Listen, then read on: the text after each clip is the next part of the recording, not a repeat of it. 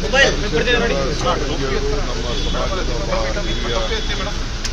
ಸ್ವಾಮಿಗಳು ಬಹಳ ತಾಳ್ಮೆಯಿಂದ ಅವರದೇ ಆದಂಥ ರೀತಿಯಲ್ಲಿ ಧಾರ್ಮಿಕವಾಗಿ ಕೆಲಸ ಮಾಡ್ಕೊಂಡು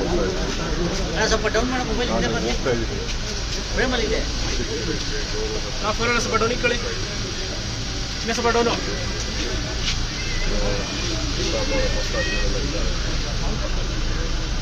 ಕೆಲವು ವರ್ಷದಿಂದ ಆಯಿತು, 25 ವರ್ಷದಿಂದ ಅವರ ಮತ ಸ್ಥಾಪನೆ ಆಯಿತು.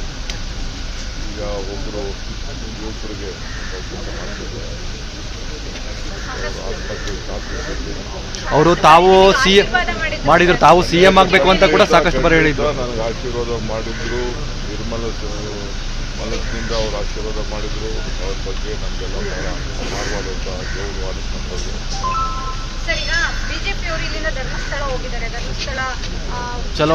ನೋಡ್ರಿ, ಬಿಜೆಪಿಯವರು ಏನು ಮಾತಾಡಲಿಲ್ಲ, ಈಗೆಲ್ಲ ಮಾತಾಡ್ತಾ ಇದ್ದಾರೆ.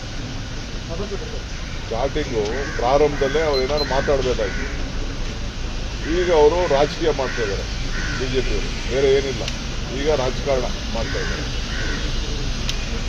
ಬಿಜೆಪಿಯವರು ರಾಜಕಾರಣಕ್ಕೆ ಅವ್ರು ಹೋಗ್ತಾ ಇದ್ದಾರೆ ಹೊತ್ತು ಅವರು ಹಿಂದುತ್ವ ನಮ್ಮನೆ ಆಸ್ತಿ ಅಂತ ತಿಳ್ಕೊಂಡ್ಬಿಟ್ಟವ್ರೆ.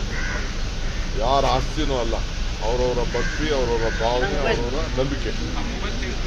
ನಾನು ಇದರಲ್ಲಿ ಬಿಜೆಪಿಯವ್ರದ್ದು ಬರೀ ರಾಜಕಾರಣನೇ ಬಿಟ್ಟರು ಬೇರೆ ಏನೂ ಇಲ್ಲ. ಯಾಕೆ ಸ್ಟಾರ್ಟಿಂಗಿಂದ ಮಾತಾಡಲಿಲ್ಲ? ಫಸ್ಟ್ ಡೇ SIT ಮಾಡಿದಾಗ ಯಾಕೆ ಮಾತಾಡಲಿಲ್ಲ? ಫಸ್ಟ್ ಡೇ ಅವನು ಯಾರೋ ಕಂಪ್ಲೇಂಟ್ ಕೊಟ್ಟಾಗ ಇಂದು ಕಂಪ್ಲೇಂಟ್ ಸರಿ ಇಲ್ಲ ಅಂತ ಯಾಕೆ ಹೇಳಿಲ್ಲ? ಇವರು ಒಬ್ಬರು ಮಾತಾಡಲಿಲ್ಲ. ಧರ್ಮಸ್ಥಳದ ಬಗ್ಗೆ ಪ್ರೀತಿಗಿಲ್ಲ ಅವ್ರಿಗೆ. ರಾಜಕಾರಣ ಮಾಡೋಕ್ಕೆ ಧರ್ಮಸ್ಥಳ ಬೇಕು ಅವ್ರಿಗೆ. ನಮ್ಗೆ ರಾಜಕಾರಣ ಮಾಡ್ಲಿಕ್ಕೆ ಧರ್ಮಸ್ಥಳ ಬೇಡ. ನಮಗೆ ಅವ್ರ ಗೌರವನ ಅವ್ರು ಕಾಪಾಡಬೇಕಷ್ಟೇ. ಅವ್ರಿಗೆ ಯಾರಿಗೆ ಆಗಲಿ, ಯಾರು ತಪ್ಪು ಮಾಡಿದ್ರು ಬೇಕಾದ್ರೆ ಶಿಕ್ಷೆ ಆಗಲಿ ಅನ್ನೋದು ನಾವು. ಯಾಕೆಂದರೆ ಯಾರೋ ಪೊಲೀಸ್ ಸ್ಟೇಷನ್ ಬಂದು ಸುಳ್ಳು ಪಳ್ಳೋ ಮತ್ತೊಂದು ಏನೋ ಕಂಪ್ಲೇಂಟ್ ಕೊಟ್ಟದನ್ನ ಕೋರ್ಟ್ಗೆ ಹೋಗಿ ಕೊಟ್ಟದನ್ನ ನೀವೇನಾದ್ರು ನಾವು ತನಿಖೆ ಮಾಡಲಿಲ್ಲ ಅಂತ, ಸರ್ಕಾರ ತನಿಖೆ ಮಾಡಲಿಲ್ಲ, ಏನು ಹೇಳ್ತಿದ್ದೀವಿ ಇವರು? ಏನ್ರಿ ಕೋರ್ಟಲ್ಲಿ ಬಂದು 164 ಸ್ಟೇಟ್ಮೆಂಟ್ ಮಾಡೋದು ನೀವು ಮಾಡಲಿಲ್ಲ ಅಂತ ಅವರೇ ಹೇಳ್ತಿದ್ರು. ಈಗ ರಾಜಕಾರಣ ಮಾಡ್ತಾ ಇದ್ದಾರೆ. ಅದು ಬಂದು ನಾವು ಅದಕ್ಕೆಲ್ಲ ತಲೆ ಕೆಡಿಸ್ಬೇಕು. ಬಟ್ ನೀವು ಅದು ಏನು ಬೇಕಾದ್ರೂ ಕೇಳಲಿ, ಮಂಪರು ಕೇಳಲಿ, ಇನ್ಯಾವ್ದಾದ್ರು ತನಿಖೆ ಕೇಳಲಿ, ಅದೆಲ್ಲ ನಾವೇನು ತಪ್ಪಲ್ಲ. ಇದನ್ನ SIT ರಚನೆ ಮಾಡಿದಾಗ ಯಾಕೆ ಮಾತಾಡಲಿಲ್ಲ ಅವರು? ಅವರೇ ತಾನೇ ಮಾಡಕ್ಕೆ ಹೇಳಿದ್ದು. SIT ಬೇಕು, ತನಿಖೆ ಬೇಕು ಅಂತ ಹೇಳಿದವ್ರೆ ಅವರು. ಈಗ ತಿರ್ಗ ಎಲ್ಲ ಏನೇನೋ ಮಾತಾಡ್ತಾ ಇದ್ದಾರೆ.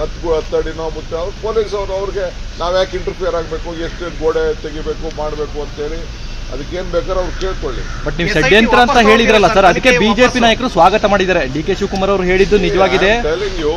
ನನಗೆ ನನ್ನ ವೈಯಕ್ತಿಕವಾಗಿ ಗೊತ್ತಂತ ವಿಚಾರ ನಾನು ಹೇಳ್ತಾ ಇದ್ದೀನಿ, ನನ್ನ ವೈಯಕ್ತಿಕವಾದಂಥ ಒಂದು ಅನುಭವ. ಬಟ್ ಗೌರ್ಮೆಂಟ್ ಇನ್ವೆಸ್ಟಿಗೇಷನ್ಗೆ ನಾನು ಭಾಗಿಯಾಗಿ ತಯಾರಿಲ್ಲ. ಇಲ್ಲ ಅಂತಂದರೆ ನಮ್ಮ ಹೋಮ್ ಮಿನಿಸ್ಟ್ರು ಅಲ್ಲಿ CM ಆಗಿರೋದು.